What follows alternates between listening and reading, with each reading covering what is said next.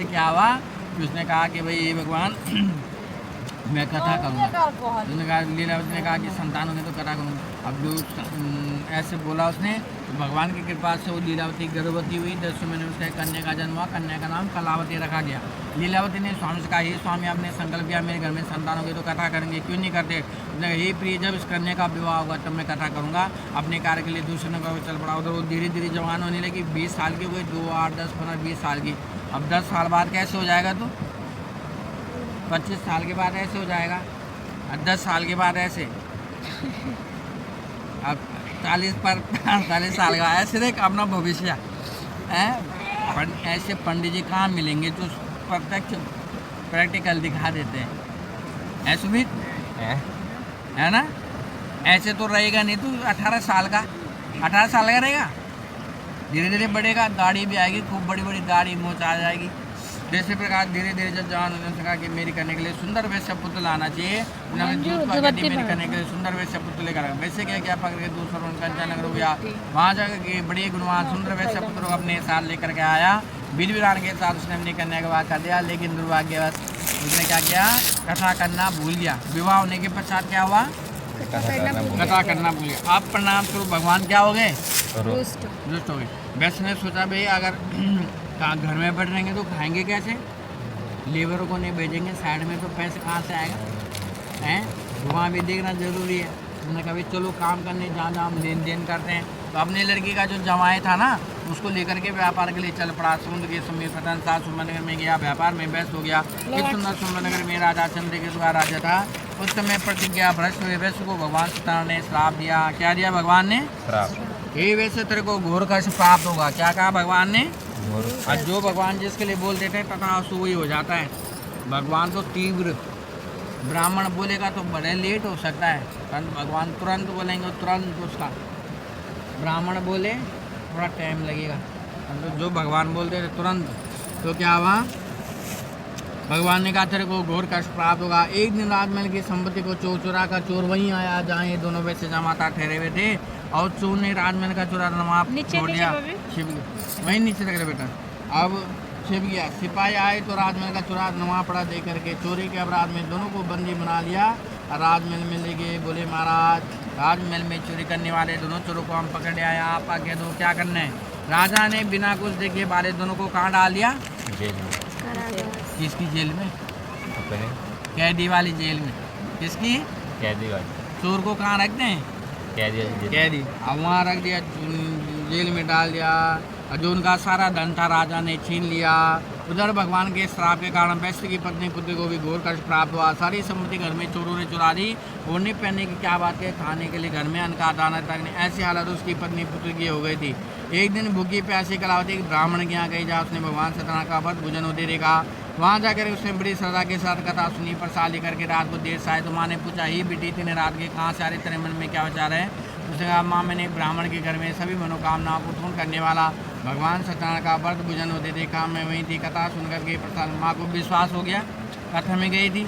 अगले दिन लीलावती ने कथा की, क्षमा याचना की, ये प्रभु मेरे पति और जमाता शीघ्र लौट आए और जो उनका अपराध है उस अपराध को आप क्षमा करें। लीलावती द्वारा किए गए ईश्वर से भगवान सत्यनारायण प्रसन्न हुए और भगवान ने उसी रात राजा चंद्रकेतु को स्वप्न में दर्शन दिया। कहा ये राजन सबरी होते उन दोनों वैश्य को तत्काल छोड़ देना, उनका छिना हुआ धन लौटा देना। यदि ऐसा नहीं करेगा तो धन पुत्र से मैं तेरे राजा का नाश कर दूंगा। राजा घबरा गया। रात और उसको क्या नहीं आई। और सुबह उठाओ, सुबह सुबह सभा को बैठाया। सभासदों को स्वप्न के विषय में कहा मेरे क्या है, जो दोनों वैश्यों को पकड़ के लाए थे, आज्ञा दी सिपाहियों को, दोनों वैश्यों को पकड़ के लाए थे मेरे पास ला करके खड़ा करो। अब डर के मारे दोनों सोचने लगे राजा न जाने कौन से आगे देगा। अब डर के मारे तब राजा के पास ला करके रोने लगे हो कि राजा हम निरपराधी, हमने निर्दोष है, हमने दंड मत दो, हमने चोरी नहीं की है। अब उस समय जो राजा बोलता था वही होता था ना। अब आपने चोरी करी चाहे नहीं करी, राजा बोलेगा उसको फांसी पे लगा दो, भूखे शेर के आगे डाल दो। कहाँ डाल दो, हाथी के नीचे को चुरा दो, गर्म तेल में जला दो। जला दो, ऐसे कौन जलाता रहे गर्म तेल में। पूरी को जलाते हैं कि तलते हैं, जल भी जाती है। इसको कभी मत बोल देना कि पूरी तल दे, वो जला देगा वहाँ। सत्यनारायण जला दो है, गरम तेल में तल दो। जो राजा बोलेगा वही बोलेगा, होगा ना। तो राजा के पास आकर के वो बोलने का हमने चोरी नहीं की, निरपराधी हैं। तो राजा ने कहा हे बंधु डंडे की गुवानी, राजा उनकी बीड़ियाँ कटवा दी, हजाम बस लंकित गया और जो उनका छिनवनंदा दूना धंधे करके दोनों को विदा किया। दोनों ने राजा को प्रणाम किया, अपने घर की ओर चढ़ पड़े। बोल सत्यनारायण भगवान की।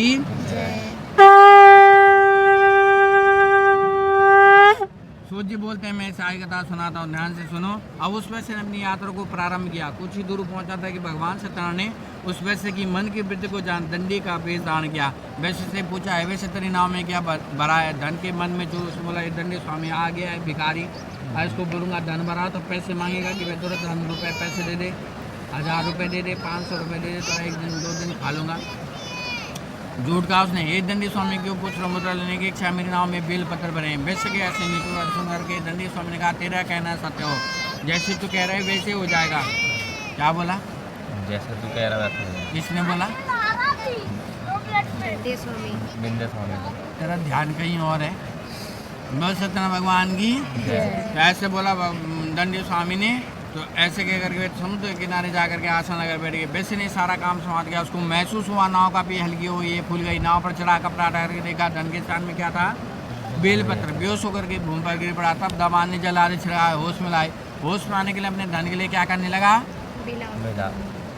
हाय मेरा धन, हाय मेरा रुपया, हाय मेरा पैसा। तब दामाद ने कहा योनी दंडी स्वामी का श्राप है, भी हमारी मनोकामना को पूर्ण करेंगे। दामाद का कहना मान करके वैसे दंडी स्वामी की शरण में गया। जो सोने चांदी को बेलपत्र बना सकते तो बेलपत्र को सोना चांदी, जाओ उनकी शरण में जाओ। झूठ क्यों बोला? थोड़ा दान पूर्ण करना चाहिए। तो तब दामाद वह गया दंडी स्वामी के पास। वैसे बोलने लगा हे दंडी स्वामी ने जो आपसे असत्य वचन कहते हैं उसके लिए क्षमा करे। रोने लगा, मेरा धन जैसे पहले था वैसे कर दो, आपकी शरण में हूँ, त्राई माम पाई माम रक्ष माम।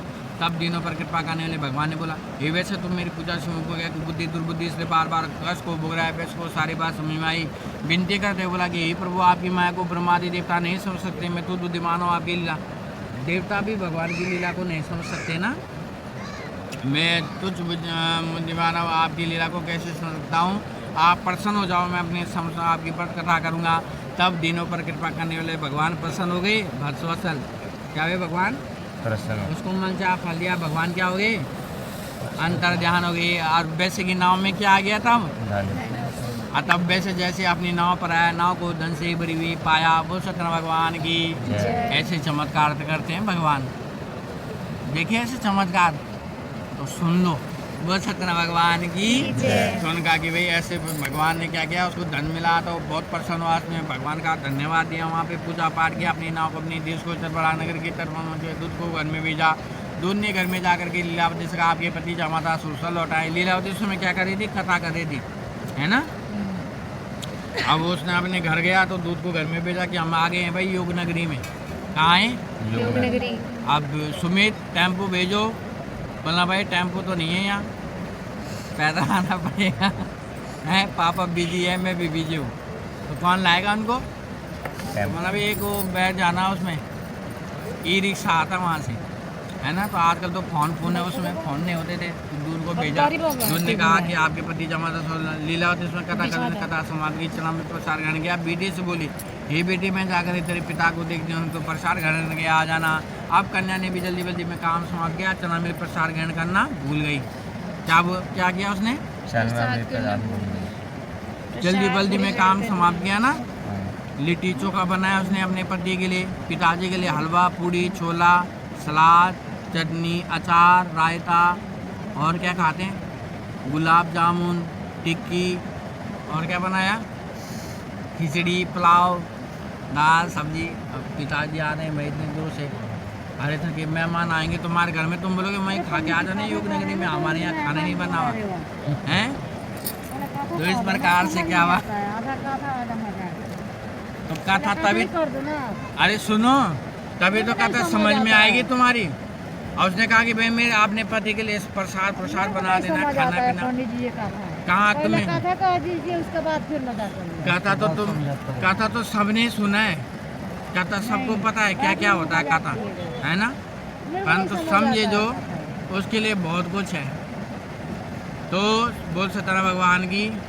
ये ठेकेदार ना बीच बीच में विघ्न बाधा कर देते हैं, विघ्न बाधा।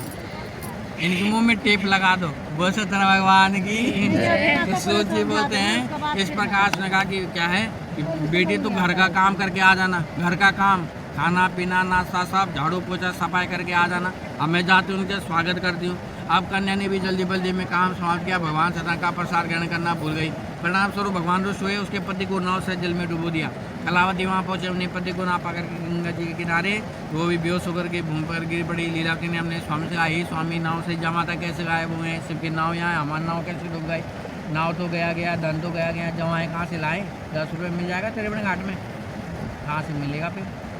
इस प्रकार से रोने लगी वहाँ पर। अब थोड़ी देर बाद जब कलावती होश में आने तो उसने पति नहीं रहा तो मैं जी के क्या करूँगी, मैं भी जल समाधि ले लूँगी। पहले सती हो जाते थे ना तो रोने लगी वहाँ पर। अब उसने कहा कि हम दोनों बुढ़ी बुढ़िया कैसे जिएंगे, जवाई भी चली गया, धन भी चली गया, अब लड़की है एक सारा वो भी जा रही है, तो क्या करें। वहाँ पे रोने लगी। अब वैसे को सारी बात समझ में आया। उसने अवश्य भगवान सत्यनारायण के गुबुद्ध जानने के कारण हुआ, क्योंकि स्वयं में भगवान की माया से मोहित हूँ। वहाँ पर उसने अपनी पत्नी को, अपनी पुत्री को अपने पास बुलाया, शंका को व्यक्त किया, हे सत्य भगवान, मैं विद्युदान से आपकी व्रत कथा पूजा पाठ करूँगा। मेरे से, मेरी पत्नी पुत्री से जिससे जो कुछ भूल हुए इसके आप क्या करें, क्षमा करें। तब रोने लगे वहाँ पर। तब आकाशवाणी हुई। जब आदमी चारों तरफ से हार जाता तो कहाँ जाता है, भगवान।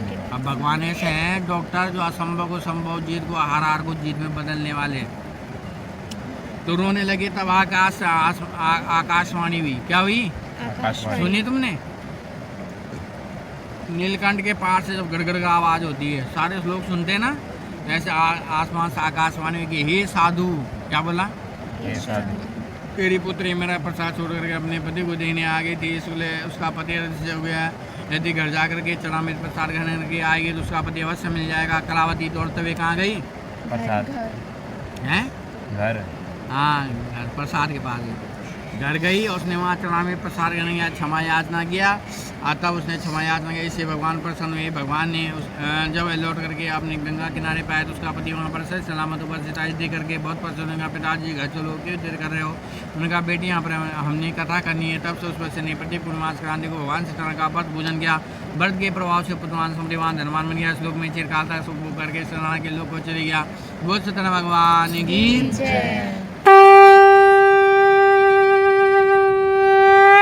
श्रीमन्नारायण नारायण नारायण भजमन नारायण नारायण सत्या नारायण नारायण नारायण बद्री नारायण नारायण नारायण केशव नारायण नारायण नारायण लक्ष्मी नारायण नारायण नारायण श्रीमन नारायण नारायण नारायण भजमन नारायण नारायण नारायण। बोल सत्यनारायण भगवान की। अब सूर्य बोलते हैं, मैं साई कथा सुनाता हूँ, ध्यान से सुनो। अब पूर्व काल में एक तुंगराज नाम